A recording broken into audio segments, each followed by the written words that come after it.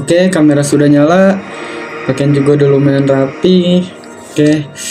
Jujur teman-teman, video kali ini lumayan bikin deg-degan karena biasanya di video-video sebelumnya kita itu cuman buat short movie atau ya yang simple-simple, tapi kali ini sedikit berbeda. Jadi teman-teman semoga nggak bosen. Oke, ikutin terus video ini. Langsung saja.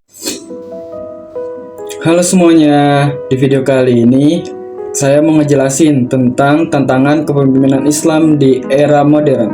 Ini materi saya rangkum dari tugas kuliah saya, yaitu artikel. Jadi bahasanya saya buat lebih santai biar gampang dipahami. Sebelum kita mulai, saya akan memperkenalkan diri terlebih dahulu. Perkenalkan, nama saya Abdul Azam, NPM 41189911240014. Yang pertama, latar belakang. Kepemimpinan dalam Islam adalah amanah yang harus dijalankan dengan keadilan, akhlak, dan tanggung jawab. Perkembangan zaman yang cepat membuat pemimpin Islam menghadapi tantangan baru dalam mempertahankan nilai-nilai agama di tengah perubahan global. Jadi gini, dalam Islam, kepemimpinan itu nggak cuma soal jadi siapa yang paling tinggi atau siapa yang paling berkuasa. Lebih dari itu, pemimpin itu amanah, ada tanggung jawab moral dan spiritual yang harus dijaga. Nah, karena zaman sekarang berubah cepat banget, mulai dari teknologi, pola pikir orang, sampai budaya global, pemimpin dalam Islam harus bisa menyeimbangkan nilai agama dengan realita modern saat ini.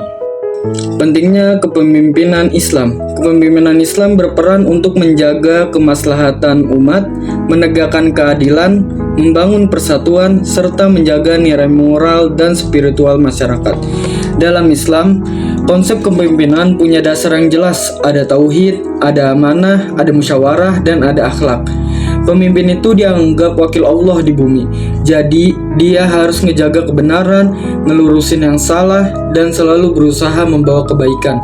Jadi, bukan cuma soal memerintah, tapi lebih ke membimbing.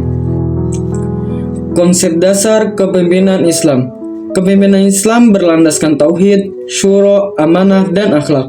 Pemimpin dipandang sebagai wakil Allah di bumi yang wajib menegakkan kebenaran dan mencegah kemungkaran. Dalam Islam, konsep kepemimpinan punya dasar yang jelas. Ada tauhid, ada musyawarah, dan ada akhlak. Pemimpin itu dianggap wakil Allah di bumi. Jadi dia harus ngejaga kebenaran, ngelurusin yang salah, dan selalu berusaha membawa kebaikan. Jadi bukan cuma soal memerintah, tapi lebih ke arah membimbing. Nah, karakter pemimpin Islam yang saya tulis di PPT ini ada 3. Yang pertama, pemimpin ideal memiliki integritas dan ilmu yang cukup. Kedua, akhlak yang baik. Ketiga, mampu mengambil keputusan dengan bijak serta menjadi teladan dalam kehidupan sosial dan spiritual. Pemimpin Islam yang ideal itu bisa dipercaya, punya ilmu yang cukup, bisa berpikir jernih, dan punya akhlak yang bagus. Dia juga harus jadi contoh, bukan sekedar ngomong atau nyuruh orang doang. Intinya, orang lain bisa lihat dari sikapnya dan bilang, oh ini pemimpin yang benar. Tantangan moral di era modern. Krisis moral seperti korupsi, hedonisme, dan penyalahgunaan kekuasaan menjadi hambatan besar bagi pemimpin Islam untuk menjalankan amanah secara besar. Salah satu tantangan terbesar itu masalah moral, korupsi, penyalahgunaan jabatan, gaya hidup hedon. Hal-hal kayak gitu bikin nilai kepemimpinan Islam jadi kabur. Padahal kalau pemimpin moralnya kuat, dia otomatis akan menjaga amanahnya. Tantangan globalisasi dan teknologi. Perkembangan teknologi, arus informasi cepat, serta nilai individualistik membuat pemimpin harus adaptif serta mampu menggabungkan ilmu agama dengan kebutuhan modern. Kita juga ketemu tantangan dari teknologi dan globalisasi. Informasi sekarang super cepat dan budaya luar gampang banget masuk. Pemimpin Islam harus ngerti kondisi ini. harus melek teknologi dan nggak boleh ketinggalan. Kalau cuma paham agama tapi nggak mengerti perkembangan zaman, bakalan susah banget buat ngarahin masyarakat. Fragmentasi umat, perbedaan mazhab, kepentingan politik, perpecahan internal umat Islam menghambat terbentuknya kepemimpinan yang solid dan efektif. Tantangan lainnya itu perpecahan dalam umat Islam itu sendiri. Kadang gara-gara beda pendapat, beda mazhab, atau beda kepentingan politik, umat jadi nggak kompak. Padahal kalau nggak bersatu, susah punya kepemimpinan yang kuat. Solusi pendekatan Islam: menguatkan nilai moral, menghidupkan musyawarah, menggabungkan ilmu agama dengan pengetahuan modern, serta menerapkan kepemimpinan yang melayani menjadi kunci menghadapi tantangan era modern. Untuk ngadepin semua tantangan tadi, Islam sebenarnya udah kasih panduannya.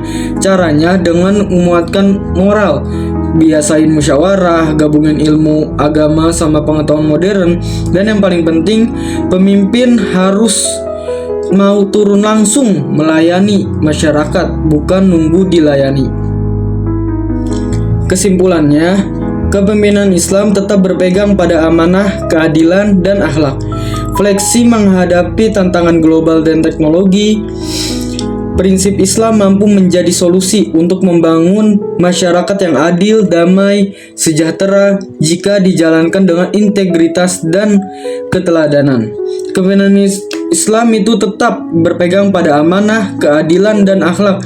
Walaupun zaman makin maju dan tantangannya udah pasti makin banyak, nilai-nilai Islam tetap relevan banget kalau pemimpinnya punya integritas dan berilmu dan jadi teladan. Insya Allah, kepemimpinan Islam bisa membawa masyarakat yang lebih baik.